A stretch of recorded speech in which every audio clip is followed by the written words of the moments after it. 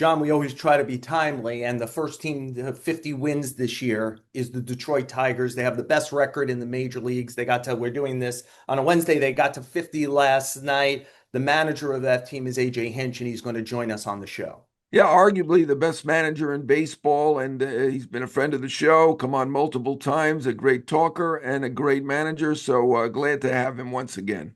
Yeah, I'm sure we'll ask him all the pertinent stuff about why his team's so good, what's it like to have Tarek Skubal, a bunch of questions about the trade deadline. I'm sure you and I are going to talk a lot about the plummet that is New York baseball over the last 2 weeks. We'll play hit and error at the end if you stick with us on the show with Joel Sherman and Jon Heyman.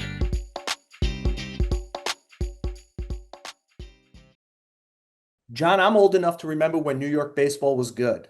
It was only 2 weeks ago. I wonder if we're going to remember June 12th as the high point for New York baseball this season. Through June 12th, I think it's worthwhile to do.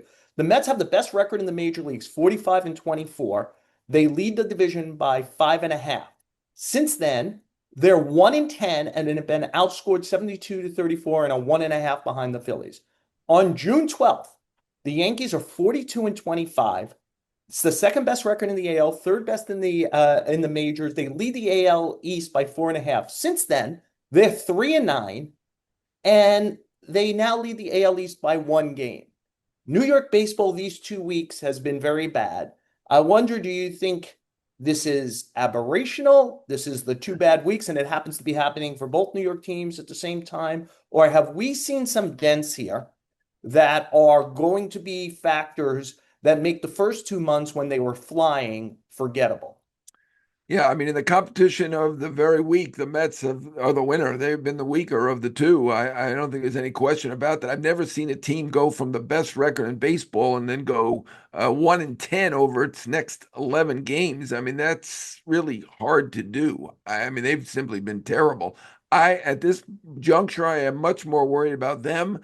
At least the Yankees have a great top three: Fried, Rodon, and Schmidt. I don't know if it's the best in baseball, but it's among the best, and certainly that gives you hope when they certainly go to the playoffs. And he'll presumably will be back around the trade deadline, so they may have a great top four.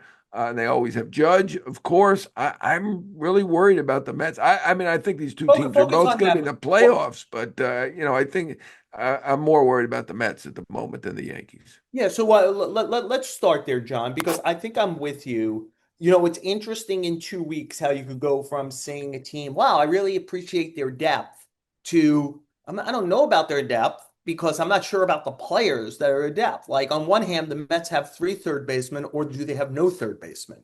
Like is one of these guys? I think that this period is particularly important. Like Mark Vientos has to come back and be a good player. Like not even last year, but he's got to hit some. The Mets. I accentuated this yesterday in a column in the Post and also at the network. Is the Mets 1 to 4 in their lineup have the second best OPS in the sport, not surprisingly to the Dodgers, who have opened with three Hall of Famers, right? But they then have the biggest OPS drop 1 to 4, and they're 5 to 9. It's over 200 points. Now, some of that is because their 1 to 4 are so good. Yeah. They also have their bottom five in like all these categories, 5 to 9, average, OPS, homers, etc., where they're not getting anything from the bottom of the lineup. That's about Vientos not being good this year. It's about Alvarez ending up in the minors because he hasn't been good this year. It's about Jesse Winker on the injured list. He goes on a rehab starting this weekend, but they don't think it's going to be a short one. It's about Brett Baty not being consistent, or Ronnie Mauricio coming back strong, or Jeff McNeil being healthy. Like they need, to your point, their rotation probably overachieved for the first 2 months of the season. They now need, remember, Francisco Alvarez, you were in Met camp at this point. Begin spring training by saying we're the best lineup in the sport. Nope. Part of the reason they ain't is because of you two. And so I think that their offense has to do some saving now, 1 through 9, and not just those top four. Well, even when he said it, it was a little bit of an overstep. I mean, when he said it, I went to him the next day and said, Even the Dodgers, you're better than." He said, "Yeah, we're better than the Dodgers." I mean, I guess it's implied in there that if we're the best, we're better than the Dodgers. Not only have the best top four, and three of them being Hall of Famers. The number four guy, Smith, is the best hitting catcher in the National League. I mean, nobody beats Cal Raleigh at this moment, but I mean, he's got like a 172 OPS plus. He's fantastic as well. So, I mean, take that out of the equation. They're not even close to the best in baseball, and certainly I'm glad we're not talking about Soto anymore. The top 4 or 5 have been really good. The bottom, you know what? I think they're in a group with a lot of teams, but they're average teams. Look, the Braves bottom is even worse than the Mets bottom. I mean, it's really terrible. Um, Part of the issue is the young guys have really not progressed this year. Alvarez certainly at the top of that list, but Vientos, he looked like he was going to be a star not only through the regular season, he was an October hero, and he has not been good. You're right; he has to come back and be the third baseman and be something close to what he was last year. That is a necessity at this point because, really, frankly, Beatty's been okay. Uh, Acuna was sent down to the minors. I mean, it's like 2 days in a row we've had a young player sent to the minors. And Alvarez, I think that was a good move. It's a wake up call for him. But I mean, he looked like he was going to be a star as a rookie. He's still only 23, still has time. But he has certainly regressed offensively and defensively. So certainly the young guys, a big issue with the Mets right now. It's amazing how all these issues have come up in the last 2 weeks. It really is. Yeah, and what they've done in the last 2 weeks is breathe life into the Braves, which they shouldn't have wanted to do. The Braves are 32 and 41 against everyone else. They're 5 and 0 against the Mets. The Mets are I mean, single-handed. they have their number. I know they Yeah, don't want to admit it. I asked Carlos Mendoza in the press conference, "What's the deal with this?" I mean, I said it a little nicer to him, yeah. but he pointed out that they made the playoffs last year, beating the Braves in Atlanta. Of course, that was the one where both teams had to win one game. They did that, and they both made the playoffs. It was a little bit weird, but they did win that game. Lindor hit the big home run. It was great that they were able to do that. That was a more important game, but I mean, there's something like 44 and 73 since 2018, something like that against the Braves. I mean, they shouldn't have that kind of a record against the Braves. There's something going on where it's psychological at this point. John, you've been very, very consistent and persistent that both New York teams need to improve their bullpen. I was think because of how that I've been thinking a lot. Let's just continue to just stick with the Mets for 1 second. David Stern's history in Milwaukee and then in his first year in New York is he usually starts with one bullpen and makes it better as the season goes along. He's really expert at it.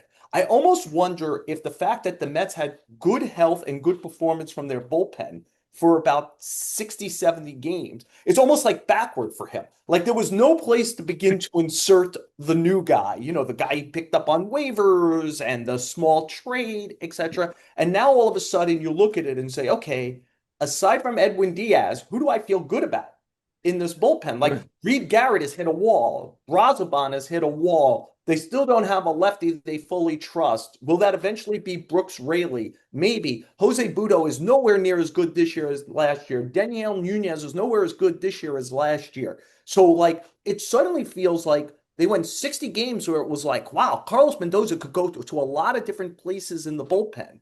To suddenly, last night, they did what losing teams do. They got expected terrific start out of Frankie Montas after a terrible rehab. He throws 5 shutout innings. He outpitches Strider for 5 innings. And then the bullpen comes in and completely blows up the game with 7 runs. How fixable do you think this is? And how much deeper again, let's just concentrate on the Mets. Do you think they also need to get a starting pitcher? Do you think they need to get a bat? And that's a lot once we start talking about it. Yeah, it's overall the pitching. I mean, that's the question. The rotation ERA has been the best in baseball almost from the start till even now, but they haven't thrown enough innings, and that has really been the issue. I think they've been concerned about that for a long time now, right? The starters are generally throwing around 5 innings, and that's it. In the last 11 games where they're 1-10, only twice has a Mets pitcher even thrown the 5 innings. One of them was Montas, who nobody expected to do anything based on what he did in the rehab performances. Yeah, I mean, I think they need to concentrate on pitching. Hope for the best from Vientos. They're not going to replace him. I mean, certainly if you can find a center fielder. I mean, are they going to look at catcher at this point? I think Oh, they're. I I think they're don't. going to hope for the best, right? From Torres has been good defensively. and he's hit some balls hard. I think he's hitting Yeah. bad luck a little bit, but uh, I think they really need to concentrate on the pitching more than anything. Taylor is so good defensively; you can live with that. Uh, maybe Siri will come back.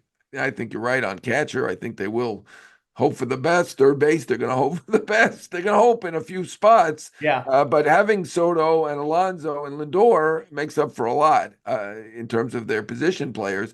They need to get reinforcements in that bullpen, as do the Yankees. Yeah. So let's flip to the Yankees. You made a point about how much you like the top three in their rotation. Can I tell you what almost feels impossible about these 12 games where the Yankees have gone 3-9? They've given up 37 runs in 12 games. They're giving up 3 runs a game, and they're pitching. They literally, in the period where they're 3-9, they have the best ERA in the sport. Their offense has gone down the crapper, John, and it oftentimes is like as Aaron Judge goes, the Yankees go. Now he's been a little better recently. I mean, he's Aaron Judge. You're gonna have like little lulls, but I actually thought the length of their lineup, they were missing the other great player with Soto, but I thought the length of their lineup was going to be good. But we mentioned the young players on the Mets. Anthony Volpe to me is very much Francisco Alvarez. They were top five prospects to begin the 2023 seasons. The fan bases of the two New York teams are screaming, "You got to put them on the team. You're not trying if you don't put them on the team." They were better on defense than they were on offense initially, but they showed some stuff where you thought, "Oh, that was going to come." They both regrets. I think if the Yankees had a good choice, they'd have to think about sending Volpe down. He's done it. Austin Wells has gone backwards offensively. Jason Dominguez, like, what is that? It's not good enough offensively to deal with the baseball IQ, which is well below average. And they're dealing with that. Rice is the one guy who's kind of holding up the end of a young Right. player there. They cannot move runners over in big spots. Like they are the Josh Donaldson of baseball teams. They're taking their A swing and they don't care about the score of the game or the scoreboard. It is terrible to watch when they're trying to score a run. Sometimes you got to score a run. This is why they lose all these extra inning games. They don't know how to score a run. They're always trying to score 3 runs. And to me, you got to know how to play baseball and score that run, and they're terrible at it. Yeah, I mean, they had the matchup of the two worst teams in extra inning games with the Reds. The Reds were hitting 040 in extra inning games until last night. And of course, the Yankees lost that matchup of the worst teams in extra inning games. I mean, the Volpe Alvarez, I get it. I mean, similar paths. I understand that. I'm not going to put Volpe in Alvarez's category yet. I did hear that comparison from a few. You're not the only one, from a few other people, but I mean, Volpe's hit a few home runs this year. He's trying to pull the bolt. I mean, who But knows? his I'm not defense and his base running have regressed also, John. These were supposed to be yeah. sprint. Like he's going the wrong way in every facet of the game. Yeah, I mean, I'm not a hitting coach, but he does seem to try to pull the ball too much. He did Yes. hit that right ball to right field, a home run, line drive the other day. That was a good one. You're right. I mean, the defense, he's already been a Gold Glove winner, has not been Gold Glove this year. I do see them doing something at the deadline beyond the pitching. The Mets, I think, is got to be 90% pitching. The Yankees, Jazz Chisholm should probably be the second baseman. I mean, he's good at second base, right? And they probably need to get an infielder, whether it's a utility guy to play third occasionally. I think it's kind of would be better to be a starting third baseman if they could get one, right? As I don't know, is Eugenio Suarez being given away? I don't know. I mean, the Diamondbacks, I think, don't want to sell, and they're over 500, but a lot of injuries. I mean, that would be great. I think it's more likely going to be a utility guy like IKF or somebody else like that. Right-handed hitting outfielder would be good. I mean, they've spent less than the Mets. I'm all for the Yankees spending some money in addition to beefing up the bullpen. The bullpen is number one for both teams. For me, I mean, Devin Williams has been really good. I know I've been a detractor. He obviously didn't start well. Luke Weaver back is a plus. They have guys with strikeout stuff between Cruz and Leiter, but to me, they need a lefty. Both teams need a lefty. The Mets are having basically holding tryouts to see who their lefty can be. The Yankees do have a lefty in Hill. There aren't there aren't many out there, but the Yankees need one. Both teams' bullpen is number one. Yankees, I think they need to do something with their hitting as well. I think can I make a case, John? Like, look, we'll see with LeMahieu at second base. His range is compromised out there also. He's very short-handed. His range is compromised. He's actually hit the ball hard without as much success as the hard hit rate. I just don't know you could trust him physically, whatever. I wonder if they need a right-hand hitting left fielder and platoon him. Like the idea would be like Bellinger plays every day, either left or center and Grisham is either in a platoon with Dominguez. Dominguez gets sent down and Grisham goes into a lefty righty platoon with a righty hitter. Like I'll throw out a name. He's been terrible this year. Terrible. He hit a home run last night. I've been watching him. This is the problem, John. When you like watch the games and you fall in love with somebody, like every time Lane Thomas came to Citi Field, I'd watch him play with Washington and go, God, he's a really good baseball player. He's been one of the worst players in the major leagues this year. He's in his walk year. He makes some money for Cleveland, which is always something. Just wonder, are the Yankees better off with like someone like that and Grisham sharing left field, or with Bellinger sharing left field, Grisham and that triumvirate. Like Dominguez, like I'm like, what are you getting out of Dominguez? Like he walks a little bit, he strikes out 30% of the time. He doesn't run that. He's fast, but he doesn't run the bases well. He's a nightmare on defense. He never knows where, but catching the ball is optional. He doesn't never knows where to throw the ball. Like and I just think like the Yankees lost the World Series for a lot of reasons last year. The Dodgers were better than them, but one of the reasons it wasn't more competitive was they weren't good at baseball. And like they need like Bellinger and Goldschmidt make them better at baseball. They need to be better at baseball. Well, you're right about the right-handed hitting outfielder. I'm with you on that. I just don't know who it is. I mean, you mentioned a name. I think we're stretching to come up with names. I mean, Yeah. I had Rob Refsnyder in my mind when you said that, but he's on Boston. They're not Austin trading with the Hayes, if the Yankees. Reds fall out of it, someone like that. I think Yeah, the Reds I are don't in see. it. I Yeah, think the the Reds, Reds are in it. I mean, yeah, right now they look better than the Yankees, and yeah. they've got a winning record, and they got a shot. I mean, look at the Cubs haven't been that good lately. Reds, I don't see the Reds as a seller. Boston's not giving to the Yankees. I don't think they're a seller anyway. I think that's a tough Kendall spot. If you Bridges. have I'm going with a great bullpen. If they get a great bullpen, they got a Well, I shot think because they he's got a the great all-star. rotation. Yeah, Also, I think they can live with it. I mean, Dominguez, you're right. He's been a little bit disappointing. Probably not even a little bit, right? I mean, this was a guy untouchable, right? For Soto, might have been better to give up him than King, although King is out right now. Um, you know, he does not look like a superstar at this point. He's very fast, right? He's got power, but he hasn't hit a lot of home runs. So I mean, yeah, I mean, we can nitpick all day long, but I'm, as you know, I've been worried about that bullpen for a month, and it's doesn't. I mean, it's above average, but it doesn't feel like a championship bullpen to me. yeah, and I also still wonder if they need to add a starter. Like what version of Luis Heel do they get back? Can you continue to believe in Ryan Yarborough? I'm not a big believer that Marcus Stroman will come back and even be league average, which I think that's what they're hoping. So, like, I'm not sure. Like, it's funny. In 2 weeks, the Mets and Yankees both have gone from teams like, wow, I feel good about like 1 to 26 and a little beyond that to I think they both need a hitter, a reliever, and a starter. I mean, to me, the bullpen is the key thing. The Dodgers won last not only because they had all these Hall of Famers on the team, but their bullpen was amazing. They didn't have a rotation, right? I mean, you saw it. They had bullpen games. Flaherty was hit and miss.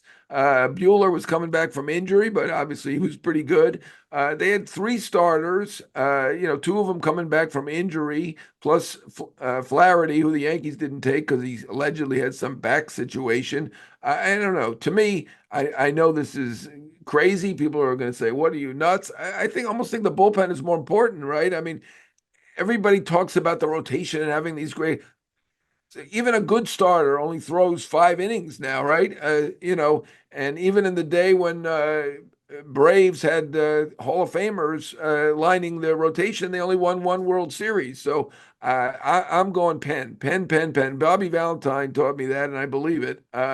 And it is cheaper to go that way. Not that I care about the money of Hal Steinbrenner or Steve Cohn, but I think their pen is not great. And right now, if they're healthy, you got Fried, Rodon, and Schmidt. Compare that to what the Dodgers won the World Series with. I think that's pretty good. And the hope that Heel will be good as well. Yeah, yeah, John, I'm not walking away from it. I think that it's a huge priority for both teams to get at least one. Lefties would be best for both. It's hard to find them in the industry. Lefties that will be available you think are really good. Maybe Danny Colombe from the Twins would be somebody who would be of interest to them. You know, the Yankees have fallen not only recently. But if the season ended today, they would not be one of the teams that gets that first round bye. They now have the best record in the American League. Houston just moved ahead of them. The team that's been ahead of them most of the season and has the best record in the major leagues right now is the Detroit Tigers. Their manager is AJ Hinch, and he joins us next on the show.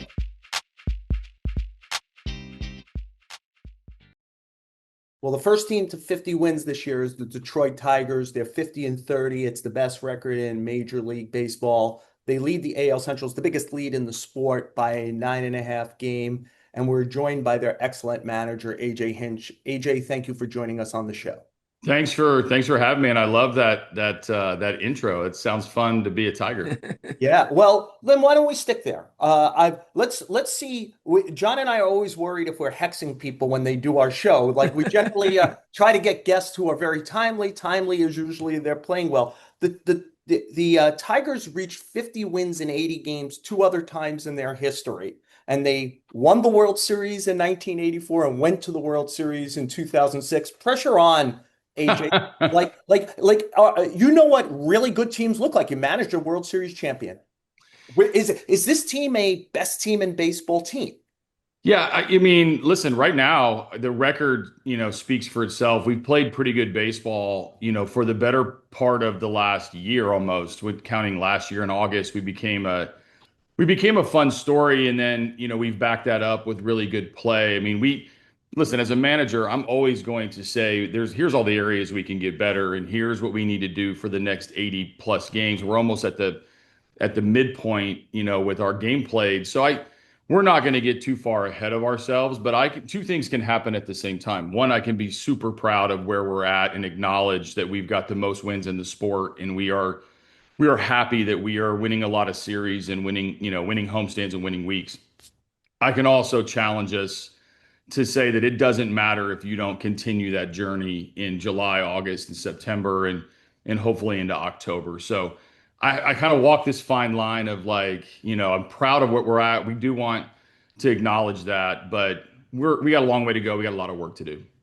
You got a lot of great stories on that team. I loved Javi Baez in New York, whether it was a thumbs up or thumbs down, whatever. I liked the guy. But I thought he needed to have his career end after last year. I mean, he looked terrible the last 2 years. First of all, whose idea was it to make him an outfielder, and how did he do this? What is going on? Yeah, so we talked about Javi all off season on what his role was going to be. Now, when Javi got hurt last year, was right at the beginning of this resurgence of young talent coming up to the big leagues. We had a number of guys, come up from AAA, Trey Sweeney, Jace Young. We had Riley Green and Carpenter coming off the injured list, and then we had this influx of youthful energy. I mean, Parker Meadows became incredible. We obviously Tarek Skubal was really good all year. Our team had changed, and so during the offseason, now you're putting these pieces together. And like, what is Javi going to do to help us? And we waited until he got very healthy into spring and back into games. And he and I met, and he asked, what can I do to help this team be better? And, we just came to that agreement. Like, hey, listen, you can move around like second base, third base, shortstop, a little bit of center.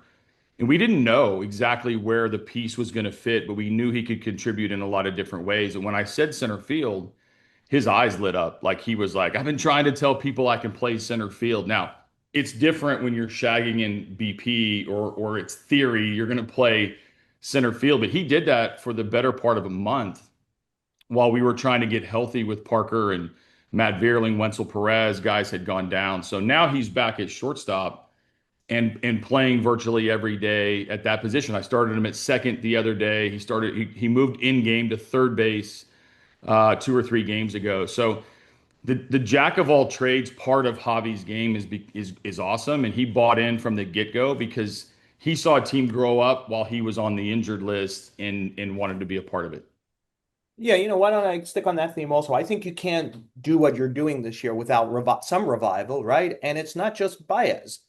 Casey Mize has pitched really well for you, and I know Torkelson has hit a little bit of a wall last few weeks, but these were guys. I mean, Torkelson wasn't kind of on your club to begin spring training, your roster. It was a real borderline decision. Mize has had a lot of injuries. I wonder if you could take it from there. Like, why have they turned into guys who actually look like the top pick in a draft?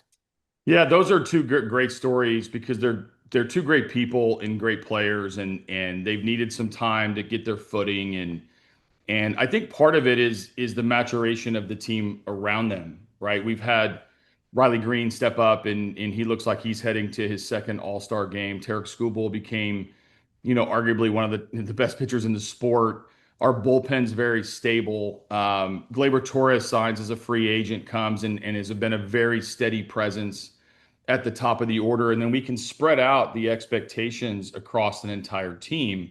Like the sum of the parts, like we got to be better as a group than the group that we're playing. It's not all about you or it's not all on you to carry this franchise. And when I got here, the Tigers had gone through some lean years and everybody was anticipating Torque, Casey, all these first round picks were going to come to the big leagues and all was going to be saved. And I just think that burden was really hard for those guys when they broke in and they needed a little time to get their footing and they needed to be surrounded by a better team around them to maximize their talents. Now they're just contributors, albeit at a high level, but they deserve the credit for the perseverance to come through those expectations and the franchise tags, so to speak, and now just contribute to a few wins and be on a good team.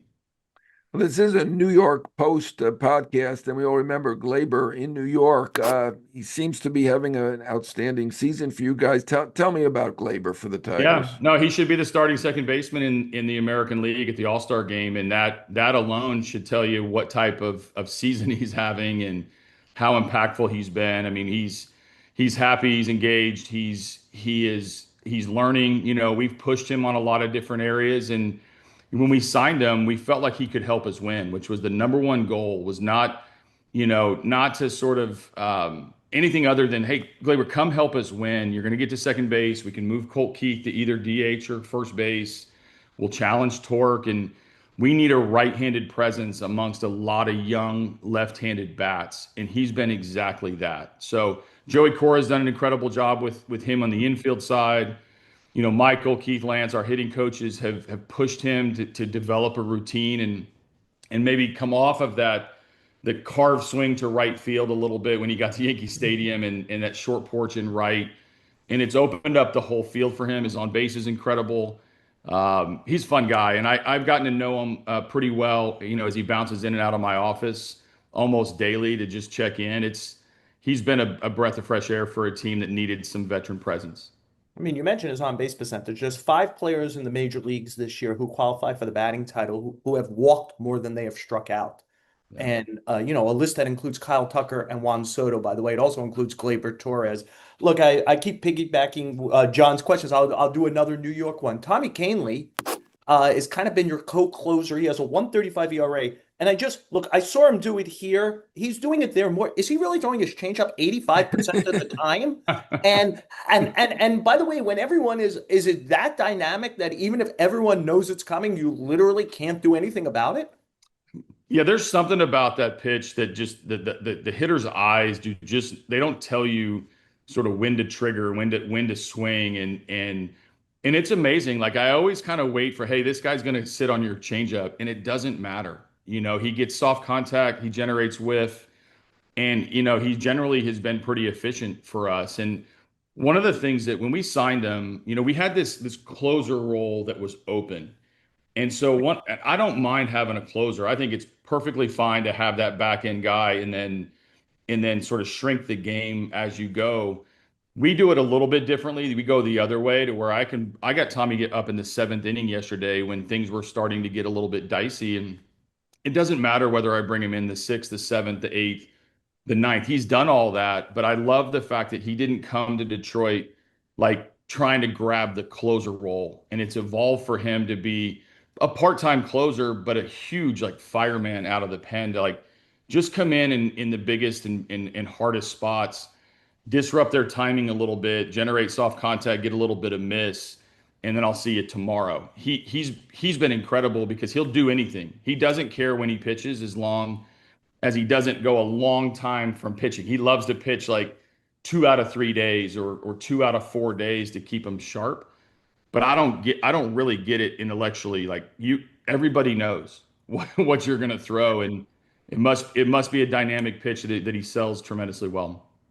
Yeah, I mean, I recall games where Kahnle threw 100% of his pitches were changeups. I really don't understand how he does it. But let me talk about another incredible pitcher, the most incredible pitcher in the game. And a friend of the show, Tarek Skubal, has been on. That was a pleasure to have him. Terrific guy. Tell me a little bit about Skubal. And obviously, Detroit's not one of the biggest, not a small market, but not one of the biggest markets. I mean, I hear there's quite a gap. Are you going to be able to keep him beyond next year? I don't know how that's just going to all go down on, kind of outside our clubhouse. But I love Tarek Skubal and what he brings in preparation, in intensity. He's relatable. He has an edge to him, but he doesn't ever really go over the top. There'll be some emotional outburst about the competition that's fun to see in the heat of the battle, so to speak. But we're so proud of him because it wasn't like a paved road for him. Like he was not sort of this acclaimed prospect or this high round draft pick and someone who sort of had the journey a little bit easy. He'd gone through injury. He had to battle a little bit of trying to corral his stuff and being a young pitcher who's developing. And then now he's a beast in the strike zone. He challenges the competition over the plate, which is something that I think is still an art of pitching of like, I'm going to beat you inside the box in the strike zone with my stuff. Obviously his stuff is ticked up over the last few years. And, we have a guy on our team when he's coming to pitch that day, which was yesterday, our entire team, our entire organization, our entire fan base thinks we're going to win that day. And I don't know how to measure that, or I don't know how to how to capture that with other guys, but he has it because of the dominance that he's had in this sport. I don't know if he's going to win hardware again this year. He's well on his way. We're halfway there, but I know I want him on the mound in the biggest games and the biggest moments, and I trust him to deliver time after time after time, and that's pretty remarkable. AJ, we mentioned how well your team is playing, and we're at that time of year. It's almost every team has almost played the 81 games to get halfway. We'll clear the draft, we'll clear the All-Star game, and it's the trade deadline. And you're one of those. Yeah, last year, bizarrely, you were a seller and were the best team in baseball after you got rid of your players, and have been the best team in baseball since then. You mentioned since early August. To define it, August 3rd last year to today, 84 and 47. You're a game better than the Dodgers in that time. You got the best record in the sport in that time. How John mentioned your market size. How aggressive does a team like you that's always probably balancing, we want to be good for a long time with, hey, we haven't won a championship since 84. We got the best record in baseball. Don't we have the honor going for it? Tell me about the navigation that's coming up here. Yeah. Well, we're going to try to win. And obviously we enjoyed that run last year and we're proving that we want it again and our players are responding that way. This is always a difficult time for downstairs because there's going to be so many things that are to navigate, throughout July, whether it's rumors or whether it's predictions or whether it's, sort of logical and illogical ideas. And I've got to corral these 26 guys downstairs and get them to try to win that day's game. So, we need to separate and do our jobs. Our job's downstairs on the field to win as many games as we can. And the front office's job is going to be to try to make us better. Now, some of that stuff has been internal. We're about to get Reese Olson back. We're about to get Matt Vierling back. I mentioned Wenzel Perez and Parker Meadows. Like that's one avenue where we can get better just by getting healthy and hopefully staying healthy. The other ways, if Scott and Greeny, find ways to make us better, we're going to deal with that along the way. I mean, I've been through so many deadlines in this job in various ways, whether everyone wants to know, are you a buyer? Are you a seller? Like we are winners. Like we want to win, and we need to be put as much emphasis in winning that day's game to give us an even better chance to potentially get better. So time will tell. I think generally speaking, the deadline has sort of largely been overblown because it's not the most logical thing that people think people are going to do. Or these matchups like, hey, why don't you just offer this guy? Like it's just not how it works in our sport. But I love the attention that comes around the deadline, the anxiety that comes with it when you're trying to keep your kind of your team focused on that day's game is the biggest challenge a manager has, whether you're in first place or whether you're in last place, because of that anticipation that something should happen. So we'll see. Generally, it doesn't happen until the final hour. Rafael Devers notwithstanding, it is a wait and see till July 31st, and we are a full month away from that, and none of us have any idea what's going to happen. With the national attention focused on, the New York teams, Boston, Philly, LA, you have a lot of under the radar guys doing well. Two that come to mind, and maybe there's some others that you can even talk about, are Dylan Dingler, and I love the name, and Zach McKinstry. What do they do for your team? Yeah, no, very, very good point, John. I'm glad you brought them up because part of the reason why we're a good team is that we can go down the list and say more than, hey, this guy's carrying you, or hey, here's your all-star, or here's your top of the rotation ace. We have a ton of guys that contribute nightly. I try to use as many guys as I can to try to beat the other team any given night. And so when you have ZMAC, who's played, I believe, second, short, third, left, right, he's been a Swiss Army knife while we've been injured. He's been instrumental, staying almost in the lineup every day. Dylan Dingler got his playing time because Jake Rogers had banged up and gone on the injured list and took off, and now he's catching predominantly every day. And they bring steadiness to a team 1 through 9. It's been pretty good. Like I said, we don't just score when Carpenter homers or when Riley Green has 4 hits like he had last night. Here's Dylan Dingler's 3-run homer. Here's Zach McKinstry's ball in play with a runner on third. Here's a good defensive play at shortstop because I sat Sweeney and Hobbies in center. Like where the sum of the parts has been our story. And ZMAC and Dylan are examples of that because at the start of the season, you know how you said Torque had to fight his way on our team? Those guys had to fight for playing time, and now they're central parts of a lot of our wins. AJ, I'm wonder if I could combine the my last question and John's last question, right? Which is about the trade deadline in your group. You so clearly have affection for this group. You could see it in your answers, how enthusiastic you are to talk about everyone from your first guy, Scooble, to your guys that the nation doesn't know about, but are helping you win baseball games. So you become attached to this group. But a lot of guys in these groups haven't proved they could go from soup to nuts. And you wonder, do you have to add stuff from the outside? How activist do you become as a manager? How involved are you in this process as far as like talking to Scott Harris and saying, A, I need it this. Like if we're going to get to where we want, we've got to do this. I know you're not going to tell us we need a better X because that would be insulting one of your players and you don't want to do that. But are you heavily involved in this? Are you activists or do you wait for a front office to come to you and say, hey, here's some concepts. What do you think? Yeah, a little bit of both. I mean, I have a seat at the table, and I think every manager should have a seat at the table to understand what we're trying to do as an organization, whether that's in the off season, throughout spring training, the decisions that go, and then in throughout the year. And yeah, Scott and Jeff will know kind of where I feel vulnerable in games or where I feel like when I'm building lineups, how it's all piecing together and where I see this team and where I see the strengths. And if I was managing against my team, here's where I would try to attack us. And so some of that can be like fundamentally, George Lombard, who's a terrific coach. First off, he's my bench coach. He's been here since the day that I've gotten here.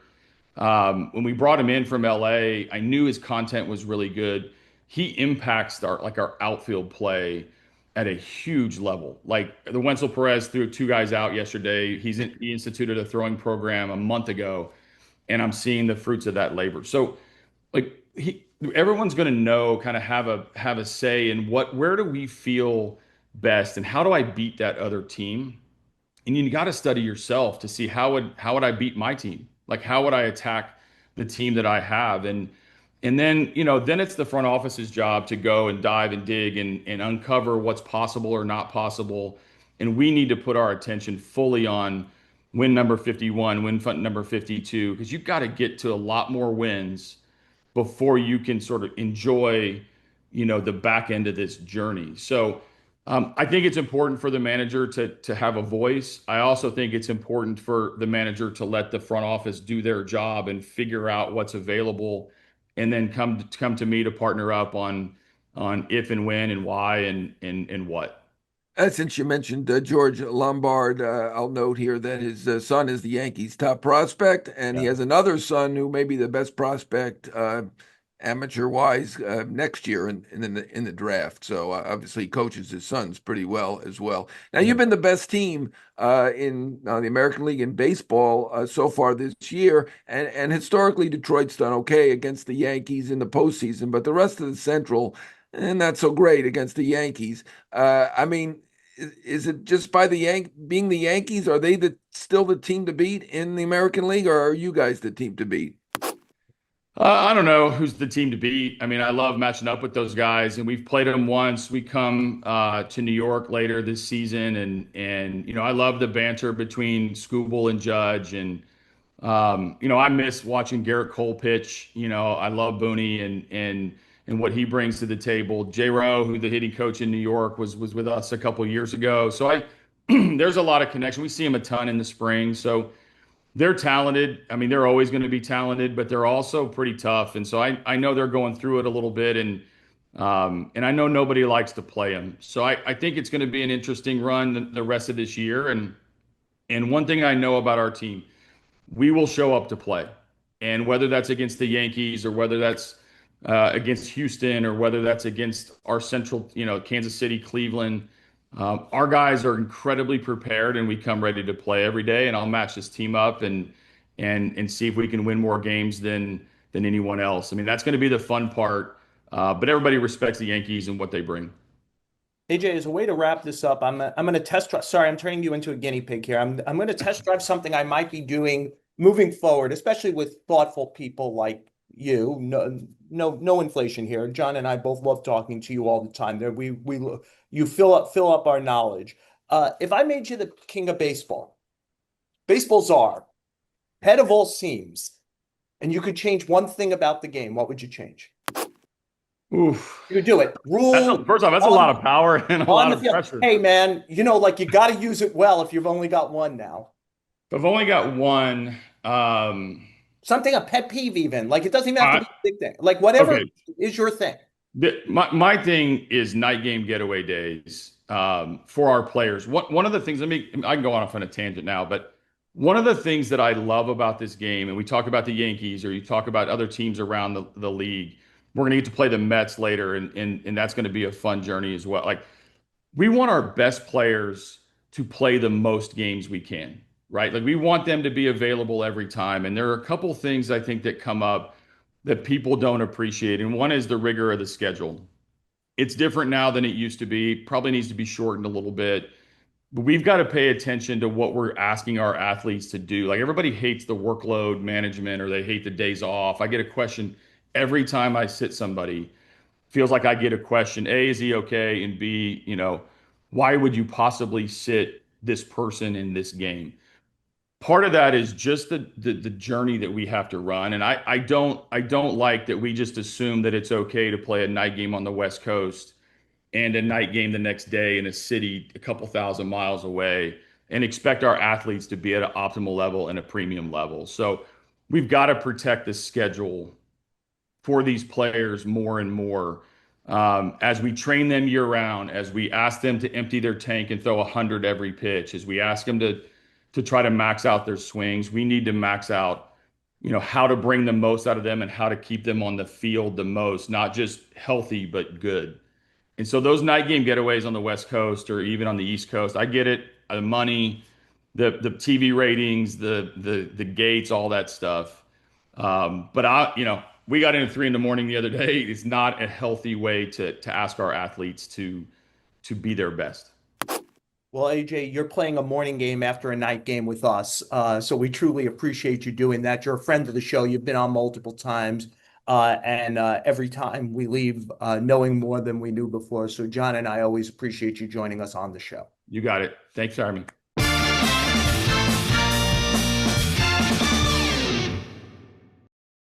John and I, of course, thank AJ Hinch for joining us on the show. John, hit or error? I'm going to give a hit. I want to say something positive about the Mets after we trashed them. Frankie Montas had a nice game, right? I mean, he was terrible in the minor leagues. What do you have, a 12 ERA, 15? He couldn't get anybody out. Pitched 5 shutout innings, gave them a chance to win. It's only a chance, a small chance when you're playing the Braves. But give Frankie Montas credit for coming through in game 1 and giving the Mets some hope that he's actually going to be okay.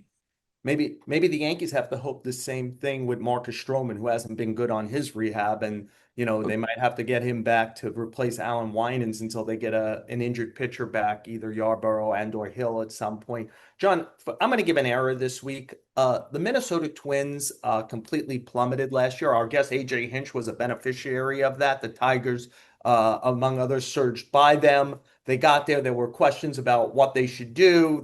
They kept Rocco Baldelli. More important, they kept this group together. The Correa, Buxton, Royce Lewis, very fragile. There's kind of like a bunch of good players, but nobody special. Well, they've lost 12 of the last 14 of we've talked as we're talking. They've fallen 5 games under 500.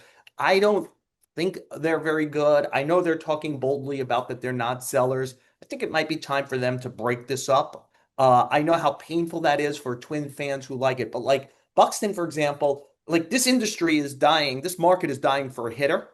Uh, and Buxton has been injured a lot. And the Twins could con themselves into, hey, we'll keep him, Hill, whatever. This is the moment to seize on this. I think it's a moment, like, unless you think you're signing Joe Ryan long term, the industry is dying for a high end starting pitcher. Both of those, like Ryan's a free agent in 2 years.